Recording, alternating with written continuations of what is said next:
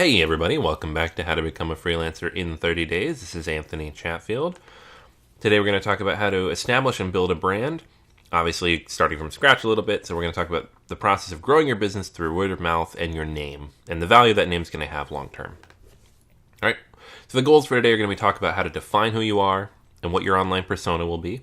We're going to talk about what your clients will think of you when they think of you, and how they will get referrals. Basically, how do you become memorable so that when somebody says to one of your clients, hey, I need a writer, I need a designer, the first thing they think is to recommend you. And then if you were to create a book or project, what would it be about? And how will you build on that brand?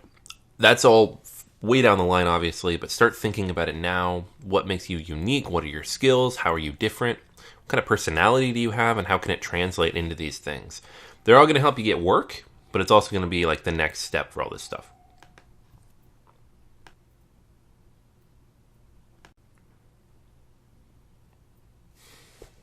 Okay, so first things first, some questions I'd like you to ask yourself. I'm not going to read these all to you. I'm going to put them in the notes so you can see what all of them are. But they're basically some basic things to think about as you build out your business. Stuff like what types of projects you want to work on, your speed for expansion. Or do you want to be freelancing for a year, 2 years, 5 years, 10 years? Do you want to grow this into anything else at all? Do you plan on outsourcing? Do you want to grow to that point? Are you going to build a blog, a Twitter, a Facebook, name for your company, that kind of stuff? Thinking long term about how you're going to build your business and what it's going to look like in 6 months, 1 year, 2 years, 3 years.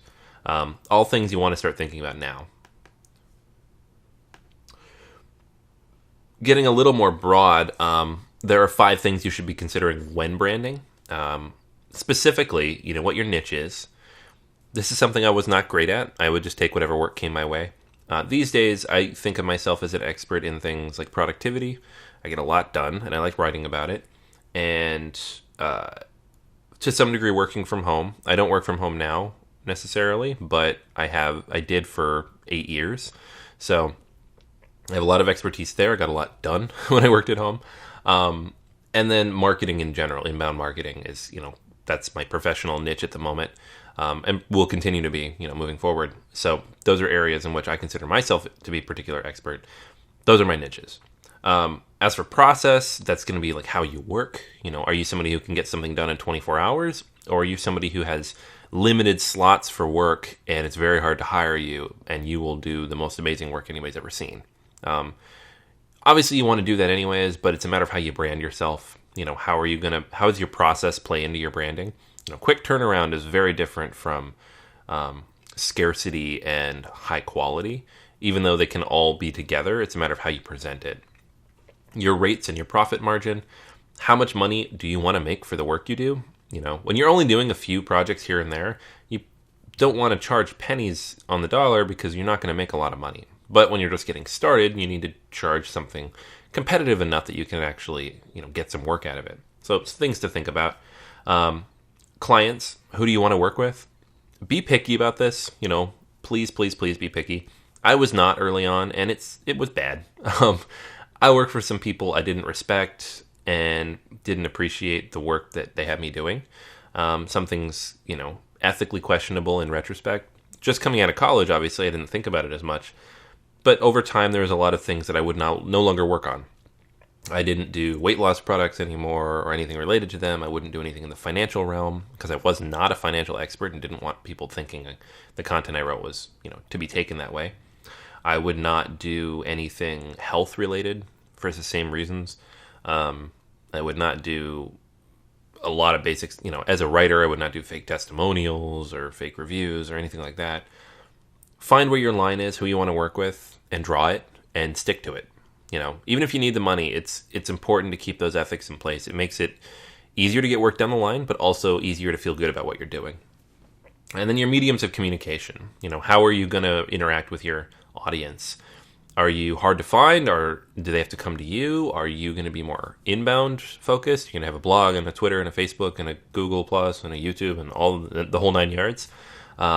These are things to start thinking about now. Whether you're going to do them now or not, it's a matter of how you want to think about it long term. All right. And then building on the success of others. This is something that every freelancer should do. And I highly recommend because it's so easy to do.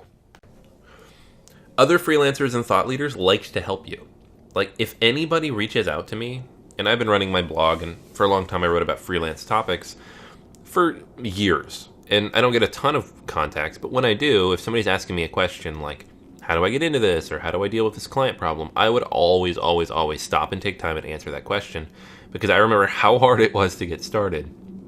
It's one of the reasons I built this course. It's one of the reasons I've written books on this. It's just I want to help other people do this better than I did this. It's hard to get started, so having the tools and the resource and the people around you to help you get going makes it so much easier. So definitely take advantage of that.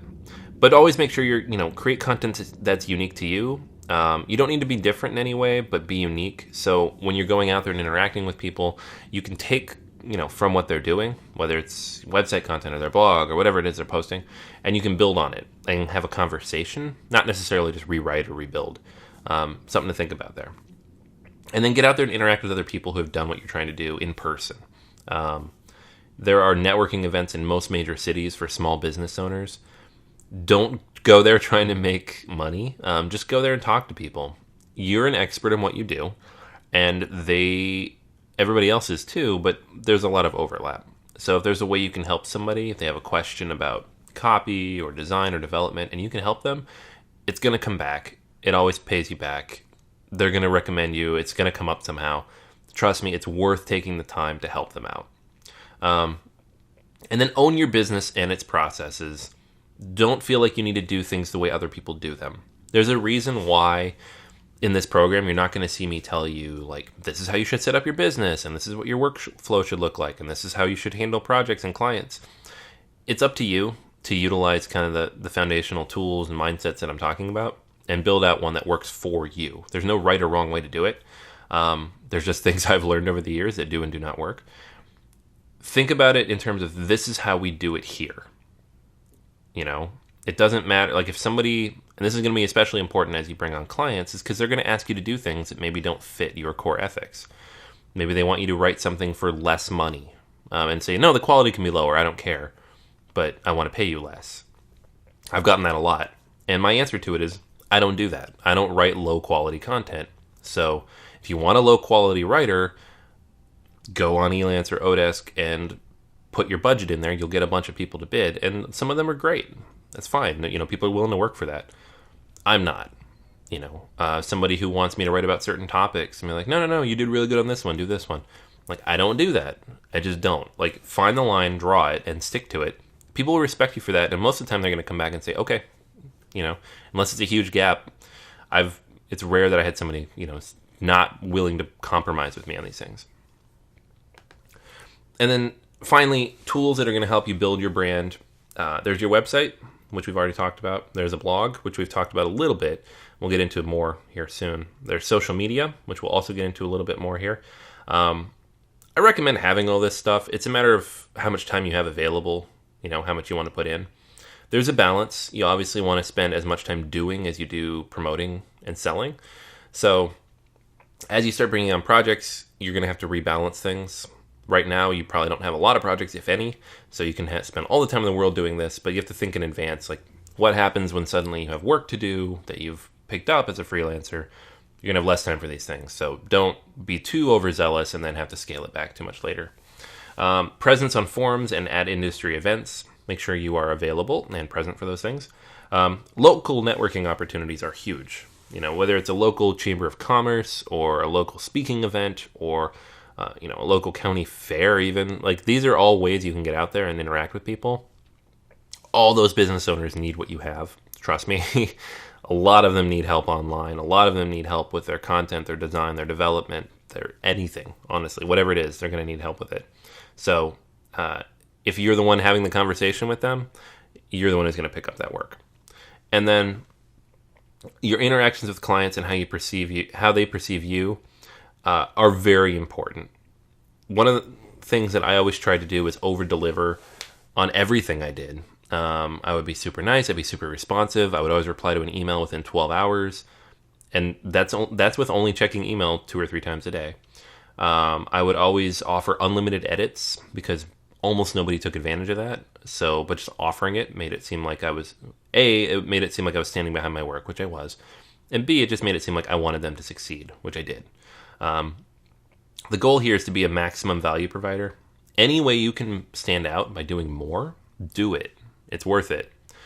The vast majority of people don't take advantage of these extra perks. By offering them, you appear that much more professional and that much more invested in what you're doing. All right, so today's actions: decide how you will brand yourself and on what platforms, where are you going to be and how are you going to be presenting yourself.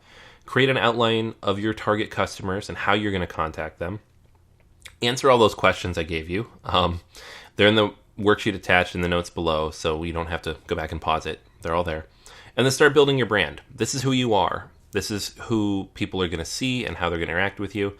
And one last thing on this, it can change. It might change over time. Like maybe right now you really do just need to make some money and you're okay with that and you understand the ramifications of that. But down the line, if you're successful or if you're building a brand or people start to respect you for what you're doing, that might change. You might decide, you know what, these things are also important to me. These are areas of which I also want to be known. There's nothing wrong with changing that, but just be conscious of it. Don't let your clients and the market dictate to you how you run your business. It should be coming from within, what you want to get out of it. All right? So that's everything for today.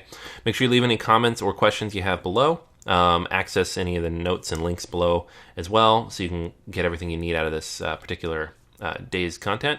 And then make sure to leave a review, and any comments or questions you have, you can send directly to me. I very much appreciate your feedback. All right, so I will talk to you tomorrow.